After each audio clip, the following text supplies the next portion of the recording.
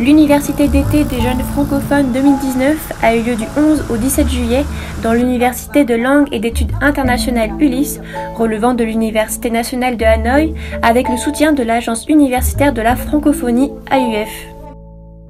Ayant pour thème Identité nationale et identité des jeunes francophones dans l'ère numérique 4.0, l'événement a attiré la participation de 45 jeunes étudiants venus de 6 pays de l'Asie-Pacifique, parmi lesquels le Bangladesh, le Cambodge, la Chine, la République de Corée, la Thaïlande et le Vietnam. Avant de se rendre sur le terrain, les étudiants francophones ont échangé avec les experts sur les diversités et les identités culturelles. Cette année, nous en organisons une à Séoul, une à Shanghai, une à Luang Prabang, une à l'université de Rangsit en Thaïlande et une bien sûr à l'ULIS ici à Hanoï. Ces universités d'été sont des occasions extrêmement importantes pour les étudiants francophones de cette région de se retrouver, d'échanger, de dialoguer. C'est la première fois que l'Université de langue et d'études internationales organise l'université d'été. Nous vivons dans une société d'intégration. Les gens comprennent de mieux en mieux le monde qui les entoure. Dans ce contexte, il est important de renforcer les échanges directs entre les étudiants des différents pays pour qu'ils connaissent mieux la culture de leur pays et celle du reste du monde, dont la culture de pays francophones.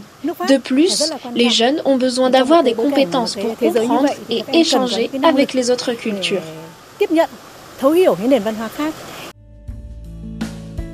Durant une semaine, les jeunes francophones ont participé à de nombreuses activités autour du thème Identité nationale et identité des jeunes francophones dans l'ère de l'industrie 4.0. L'une des excursions de l'université d'été a été menée au musée d'ethnographie du Vietnam. Situé dans la rue Nguyen Van Huyen, à environ 8 km du centre-ville de Hanoï, le musée d'ethnographie du Vietnam est une destination attrayante pour les visiteurs nationaux et internationaux. Ce musée préserve non seulement les artefacts culturels des 54 ethnies du Vietnam, mais aussi des objets concernant des ethnies d'Asie du Sud-Est et d'autres pays. À l'exposition du musée en plein air, les jeunes francophones ont eu l'occasion d'admirer l'architecture unique des ethnies du Vietnam, comme la maison des Cham, la maison longue des Hédé, la maison funéraire des Arai et la maison communautaire des Bana.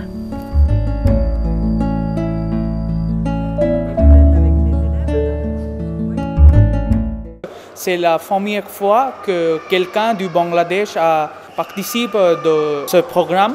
Alors, je viens ici pour partager ma culture avec d'autres personnes de différentes cultures et aussi j'aime bien apprendre les choses d'autres cultures.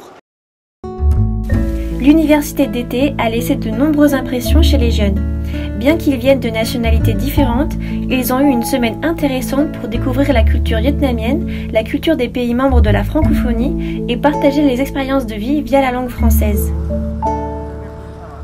Rendez-vous à l'université d'été prochaine avec de nouvelles activités et un nouveau thème.